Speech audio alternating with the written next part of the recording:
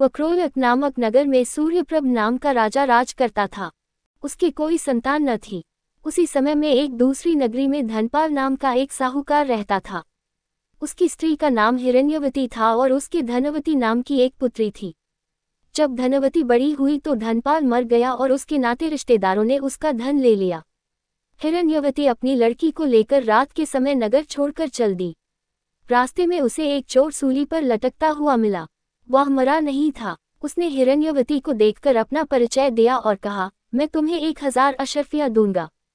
तुम अपनी लड़की का ब्याह मेरे साथ कर दो। हिरण्यवती ने कहा, तुम तो मरने वाले हो। चोर बोला, मेरे कोई पुत्र नहीं है और निपुते की परलोक में सद्गति नहीं होती। अगर मेरी आज्ञा से और किसी से भी इसके पुत्र पैदा हो जाएगा तो मुझे सद्गति मिल जाएगी। हिरण्यवती ने लोभ के वश होकर उसकी बात मान ली और धनवती का ब्याह उसके साथ कर दिया।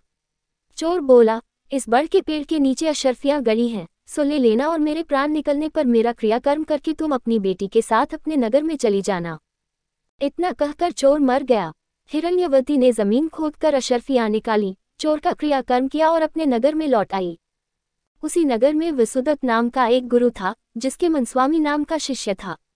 वह शिष्य एक वेश्या से प्रेम करता था। वेश्या उससे 500 अशर्फियाँ मांगती थी। वह कहाँ से लाकर देता।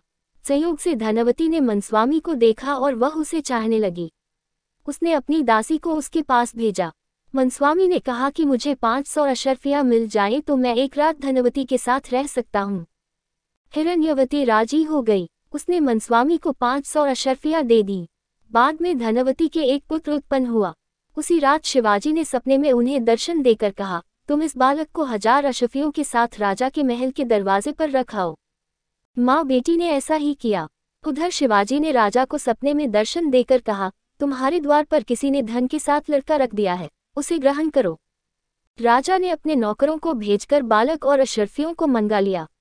बालक का नाम उसने चंद्रप्रभ रखा। जब वह लड़का बड़ा हुआ तो उसे गद्दी सौंपकर राजा काशी चला गया और कुछ दिन बाद मर गया। पिता के ऋण से उऋण होने के लिए चंद्रप्रभ तीर्थ करने निकला। जब वह घूमते हुए गयाकूप पहुंचा और पिंडदान किया तो उसमें से 3 हाथ एक साथ निकले। चंद्रप्रभ ने चकित होकर ब्राह्मणों से पूछा कि किसको पिंड दूं।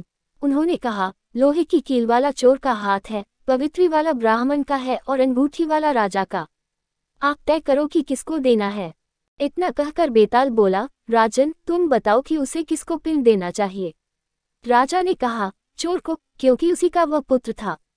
मनस्वामी उसका पिता इसलिए नहीं हो सकता कि वह तो एक रात के लिए पैसे से खरीदा हुआ था। राजा भी उसका पिता नहीं हो सकता, क्योंकि उसे बालक को पालने के लिए धन मिल गया था। इसलिए चोर ही पिंड का अधिकारी है। इतना सुनकर बेताल फिर पेड़ पर जा लटका और राजा को वहां जाकर उसे लाना पड़ा। रास्ते में फिर उसने एक कहानी सुनाई।